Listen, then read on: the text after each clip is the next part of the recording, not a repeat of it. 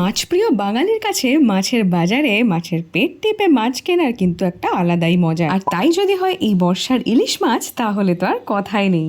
নুন, কাঁচা সর্ষের তেল দিয়ে গায়ে হলুদের পর একটা ছোট্ট টুইস্ট, একেবারে জল ঝরানো টক দইয়ের মধ্যে হলুদ গুঁড়ো, কাশ্মীরি লঙ্কার গুঁড়ো, নুন, চিনি আর কাঁচা সর্ষের তেল দিয়ে বানাতে হবে একটা স্মুথ পেস্ট। অন্যদিকে সাদা কালো সর্ষে, পোস্ত, কাঁচা লঙ্কা, নুন দিয়ে বানাতে হবে আর একটা পেস্ট। আর এই দুটি মিশ্রণকে নিজেদের মধ্যে মিলিয়ে ঝুলিয়ে নিলেই অর্ধেক কাজ কমপ্লিট। এরপর আর কিছুই না, প্যানে বেশ খানিকটা সর্ষের তেল গরম করে দিয়ে দিন এই গোটা মিশ্রণটা। খানিকক্ষণ নাড়াচাড়া করে ওপর থেকে সাজিয়ে দিন ইলিশ মাছগুলো।